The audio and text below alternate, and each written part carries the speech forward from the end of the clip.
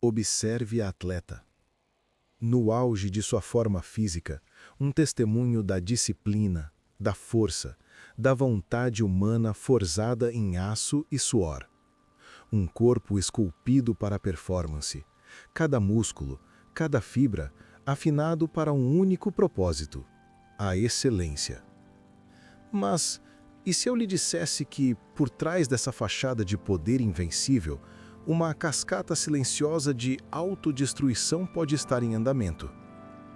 E se a mesma dedicação que a eleva ao pódio for, paradoxalmente, a força que desmantela sua biologia por dentro, tijolo por tijolo, osso por osso? Bem-vindo ao universo sombrio e complexo da tríade da mulher atleta. Não é uma lesão aguda, não é uma fratura visível, é uma síndrome insidiosa, uma dança perigosa entre três parceiros interligados: a energia que alimenta o corpo, os hormônios que o regem e a estrutura que o sustenta. Este não é apenas um roteiro sobre esporte. É uma exploração profunda da fisiologia humana em seu limite. Um mergulho na sabedoria antiga e implacável do nosso corpo quando confrontado com o que ele percebe como uma ameaça existencial: a fome. Prepare-se para desvendar a ciência por trás de uma condição que assombra silenciosamente corredores, ginásios e campos de treinamento em todo o mundo. Para entender a tríade, precisamos começar em seu epicentro, a fonte de toda a cascata de problemas. Não é um hormônio, não é um osso, é algo muito mais fundamental. É energia, ou mais precisamente, a falta dela. O conceito central aqui é a disponibilidade de energia, ou EA. Pense nisso como o seu salário líquido. Seu salário bruto é a quantidade total de calorias que você consome em sua dieta. Mas você não pode gastar tudo isso como quiser. Primeiro você precisa pagar suas contas essenciais. No corpo, a conta mais cara é o exercício. A energia gasta durante o treinamento é subtraída do total que você comeu. A fórmula é simples, mas suas implicações são profundas. Disponibilidade de energia é igual a ingestão de energia menos o gasto energético do exercício. Tudo isso dividido pela sua massa magra. O número resultante é a quantidade de energia que sobra para o seu corpo realizar todas as suas funções vitais. E a lista é longa. Manter a temperatura corporal, reparar tecidos, alimentar o cérebro, sustentar o sistema imunológico e, crucialmente, regular o sistema reprodutivo. É a energia para viver, não apenas para se mover. O problema surge quando essa disponibilidade de energia se torna cronicamente baixa. Isso é o que chamamos de baixa disponibilidade de energia, ou LEA. Isso acontece quando o atleta não consome calorias suficientes para cobrir os custos do seu treinamento intenso e as necessidades de suas funções corporais básicas. E aqui reside a primeira e mais perigosa armadilha. A LEA pode ser totalmente não intencional. Muitas atletas, impulsionadas pela busca de um corpo mais leve ou mais magro, acreditando que isso melhorará seu desempenho, simplesmente subestimam a quantidade colossal de energia que o seu esporte exige. Elas não estão conscientemente se privando de comida. Elas simplesmente não sabem o quão vazio seu tanque de combustível realmente está. Claro, a LAA também pode ser o resultado de transtornos alimentares clinicamente diagnosticados, como anorexia nervosa ou bulimia, onde a restrição calórica é intencional e patológica. Mas é vital entender que a tríade pode se instalar mesmo na ausência de um transtorno alimentar formal. A pressão estética, a cultura do esporte, a desinformação nutricional, tudo isso pode levar uma atleta a um estado de déficit energético crônico, sem que ela ou seu treinador percebam o perigo iminente. O corpo humano é o produto de milhões de anos em um ambiente onde a energia era escassa e a sobrevivência incerta. Ele não entende o conceito de treinar para uma maratona ou dieta para uma competição de fisiculturismo. Ele só entende uma linguagem, a da energia. Quando a LEA se instala, o corpo não interpreta isso como um programa de treinamento. Ele interpreta como fome, como uma ameaça à sobrevivência. E em sua sabedoria antiga e brutal, ele ativa um protocolo de emergência. Ele começa a desligar sistemas que são considerados luxos não essenciais e energeticamente caros. É como uma cidade em um blackout de energia. Os hospitais e os serviços de emergência continuam funcionando, mas as luzes da rua, os cinemas e as bibliotecas são os primeiros a serem desligados. E um dos sistemas mais caros, e do ponto de vista da sobrevivência individual imediata, mas dispensáveis, é o sistema reprodutivo. É aqui que o segundo componente da tríade entra em cena, com consequências devastadoras. No centro do nosso cérebro, aninhado em uma região antiga chamada hipotálamo, reside o maestro da nossa orquestra hormonal reprodutiva. O hipotálamo atua como um sensor mestre, monitorando constantemente os sinais do corpo, incluindo o status energético. Em uma mulher saudável e bem nutrida, o hipotálamo libera um hormônio chamado hormônio liberador de gonadotrofina, ou GnRH, em pulsos ritmados e precisos, como um metrônomo. Esses pulsos de GnRH viajam uma curta distância até a glândula pituitária, a glândula mestra do corpo, e a instruem a liberar dois outros hormônios, o hormônio luteinizante, LH, e o hormônio folículo estimulante, FSH. O FSH e o LH, por sua vez, viajam pela corrente sanguínea até os ovários, onde orquestram o ciclo menstrual, o amadurecimento de um folículo, a ovulação e, crucialmente, a produção do principal hormônio sexual feminino, o estrogênio. Este sistema, conhecido como eixo hipotálamo-pituitária-ovário, ou HPO, é uma maravilha de regulação e feedback. Mas, em um estado de baixa disponibilidade de energia, o hipotálamo percebe a fome. Ele conclui que o ambiente não é seguro para uma potencial gravidez, que seria energeticamente catastrófica. Então, ele toma uma decisão executiva. Ele começa a desacelerar o metrônomo. A secreção pulsátil de GnRH torna-se mais lenta, mais fraca, mais errática. Eventualmente, ela pode parar quase completamente. Sem o sinal rítmico e constante do GnRH, a glândula pituitária fica sem instruções. A produção de LH e de FSH despenca, e sem a estimulação do LH e do FSH, os ovários entram em um estado de dormência. Eles param de amadurecer folículos, a ovulação cessa, e a produção de estrogênio cai para níveis pós-menopausa. O resultado clínico disso é a disfunção menstrual. Isso pode se manifestar inicialmente como oligomenorreia, que são ciclos menstruais irregulares ou infrequentes. Este é o primeiro sinal de alerta, a luz amarela piscando no painel do corpo. Se o estado de Leia persistir, a condição progride para amenorreia funcional hipotalâmica, a ausência completa da menstruação por 3 meses ou mais. A palavra funcional aqui é chave.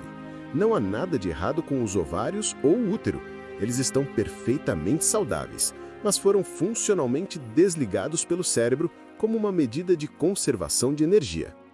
Por décadas na cultura esportiva, a amenorreia foi perigosamente romantizada. Era vista como um distinto de honra, um sinal de que a atleta estava treinando duro o suficiente, que ela havia alcançado um nível de elite. Isso não poderia estar mais longe da verdade. A perda da menopausa não é um sinal de sucesso, é um grito de socorro do corpo. É a evidência de um sistema endócrino em colapso. é o alarme de incêndio soando quando o fogo da deficiência energética consome as fundações fisiológicas da saúde. E a consequência mais grave desse colapso hormonal está no terceiro e último componente da tríade, o esqueleto. Nossos ossos não são as estruturas inertes e sem vida que imaginamos. O esqueleto é um tecido vivo, dinâmico e metabolicamente ativo em um estado constante de remodelação. Pense nele como uma cidade sendo perpetuamente reconstruída. Duas equipes de trabalhadores estão em ação constante. Os osteoblastos, que são as células construtoras, depositando nova matriz óssea, e os osteoclastos, a equipe de demolição, que reabsorve o osso antigo ou danificado.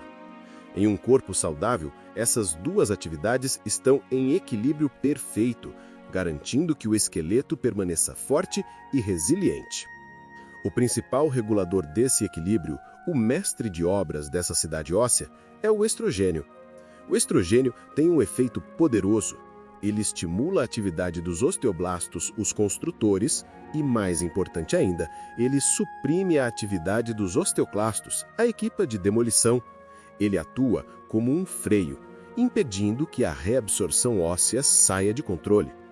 Agora, imagine o que acontece quando a amenorreia hipotalâmica se instala e os níveis de estrogênio caem. O freio é removido, a atividade dos osteoclastos dispara, a equipe de demolição começa a trabalhar em ritmo frenético, reabsorvendo o osso muito mais rápido do que a equipe de construção, os osteoblastos, consegue depositar novo material. A balança da remodelação óssea pende perigosamente para o lado da perda. O resultado é a baixa densidade mineral óssea. Os ossos se tornam mais porosos, mais frágeis, mais suscetíveis a lesões. Isso se manifesta inicialmente como fraturas de estresse. Pequenas fissuras nos ossos que, em uma atleta bem nutrida, se curariam rapidamente, mas que em uma atleta com a tríade persistem, pioram e podem se tornar fraturas completas. A longo prazo, essa perda óssea contínua leva à osteopenia e, eventualmente, à osteoporose prematura, uma doença de ossos frágeis, tipicamente associada a mulheres idosas, pode se manifestar em atletas no auge da sua juventude. E aqui está o aspecto mais trágico e irreversível da tríade. A adolescência e o início da vida adulta, entre os 12 e os 25 anos, são a janela de oportunidade crítica para a construção óssea. É durante esse período que atingimos nosso pico de massa óssea, a quantidade máxima de osso que teremos em toda a nossa vida. É como construir o capital para a sua aposentadoria óssea. Se a tríade interrompe esse processo, se a atleta passa seus anos de pico de construção óssea em um estado de amenorreia e perda óssea, ela pode nunca atingir um pico de massa óssea ideal. O déficit acumulado durante esses anos pode ser permanente. Ela pode entrar na vida adulta com o esqueleto vulnerável, colocando-o em um risco muito maior de fraturas e osteoporose mais tarde na vida, muito depois de sua carreira atlética ter terminado. A tríade não rouba apenas o presente da atleta. Ela hipoteca seu futuro esquelético. A cascata é clara e implacável. A baixa disponibilidade energética desliga o sistema reprodutivo, causando a disfunção menstrual. A ausência de estrogênio resultante leva à baixa densidade mineral óssea. Mas a devastação não para por aí. A lei AE é um problema sistêmico e suas ondas de choque se propagam por todo o corpo, afetando quase todos os sistemas fisiológicos. É aqui que o paradoxo se torna ainda mais cruel. Vamos falar de desempenho? A atleta que restringe sua ingestão de energia para se tornar mais leve e mais rápida está, na verdade, sabotando seu próprio objetivo. A lei AE prejudica a capacidade do corpo de armazenar glicogênio muscular, o combustível de alta octanagem, para o exercício intenso. Ela compromete a síntese de proteínas, tornando a recuperação muscular mais lenta e a adaptação ao treinamento menos eficaz. A função cognitiva também é afetada. Tempos de reação mais lentos, menor concentração, pior tomada de decisão. A atleta se sente cronicamente fadigada, incapaz de atingir as intensidades de treinamento necessárias para melhorar. Ela está presa em um ciclo vicioso, treinando mais e comendo menos, enquanto seu desempenho estagna ou declina. O sistema imunológico também paga um preço alto. A lei AE suprime a função imune, deixando o atleta mais suscetível a infecções do trato respiratório superior e outras doenças. Mais tempo doente significa menos tempo treinando, interrompendo ainda mais seu progresso. A saúde cardiovascular, que normalmente é fortalecida pelo exercício, pode ser paradoxalmente prejudicada. O estrogênio tem efeitos protetores sobre os vasos sanguíneos e o perfil lipídico. Sua ausência crônica pode levar a disfunções endoteliais e a um perfil de colesterol menos favorável, aumentando os riscos cardiovasculares a longo prazo, muito depois de sua carreira atlética ter terminado. E não podemos ignorar o cérebro. O cérebro é um órgão extremamente faminto por energia. Em um estado de LEAE, o bem-estar psicológico é frequentemente abalado. Irritabilidade, depressão e ansiedade são comuns. A restrição energética afeta os neurotransmissores e a própria estrutura cerebral. Finalmente, a adaptação metabólica. O corpo, em sua tentativa de conservar energia, reduz sua taxa metabólica de repouso. Ele se torna mais eficiente, queimando menos calorias em repouso. Isso significa que, para reverter o problema, o atleta pode precisar aumentar sua ingestão calórica de forma muito mais significativa do que se poderia esperar, tornando a recuperação nutricional um desafio ainda maior. O corpo se agarra a cada caloria, resistindo à mudança. Diante de uma cascata fisiológica tão complexa e devastadora, a pergunta é: como reconstruir? Como parar essa dança perigosa e restaurar a saúde? A boa notícia é que a tríade da mulher atleta é, em grande parte, reversível, especialmente se detectada precocemente. Mas a recuperação não é simples e exige uma mudança fundamental de mentalidade e uma abordagem de equipe. A pedra angular, o ponto de partida não negociável de todo o tratamento, é restaurar a disponibilidade de energia. É tudo isso. Sem isso, nada funciona. O corpo precisa ser convencido de que a fome acabou. Isso geralmente envolve uma estratégia dupla: aumentar a ingestão de energia e, em alguns casos, diminuir temporariamente o gasto energético do exercício. É um processo que exige paciência. O objetivo não é apenas o ganho de peso, mas a restauração da função fisiológica. O retorno da menstruação é o principal biomarcador de que a disponibilidade de energia foi restaurada e o eixo HPO está voltando a funcionar. Essa jornada não pode ser feita sozinha. O tratamento ideal envolve uma equipe multidisciplinar. Primeiro, um médico ou endocrinologista do esporte, para diagnosticar a condição, descartar outras causas de amenorreia e monitorar a saúde óssea e outros marcadores de saúde. Segundo, o nutricionista esportivo registrado, que pode ajudar a atleta a desenvolver um plano de alimentação que atenda às suas altas demandas energéticas, educando-a sobre o tempo e a composição das refeições para otimizar a recuperação e o desempenho. E terceiro, muitas vezes um psicólogo ou terapeuta, especialmente se houver transtornos alimentares ou uma relação conturbada com a comida e a imagem corporal. Eles podem ajudar a atleta a lidar com as pressões do esporte e a desenvolver estratégias de confrontação mais saudáveis. A recuperação da densidade óssea é o processo mais lento e, por vezes, incompleto. Embora alguma recuperação seja possível com a restauração da menstruação e a retomada da produção de estrogênio, o osso perdido durante os anos críticos de pico de formação pode nunca ser totalmente recuperado. Isso ressalta a importância crítica da prevenção e da detecção precoce. E a prevenção começa com a conscientização. Atletas, treinadores, pais e profissionais de saúde precisam entender e disseminar esta mensagem fundamental. A amenorreia não é normal. Não é um sinal de treinamento de elite. É um sinal de disfunção. Precisamos criar uma cultura esportiva que valorize a saúde a longo prazo tanto quanto o desempenho a curto prazo. Uma cultura que entenda que um corpo adequadamente nutrido não é apenas um corpo mais saudável, mas, em última análise, um corpo de maior desempenho.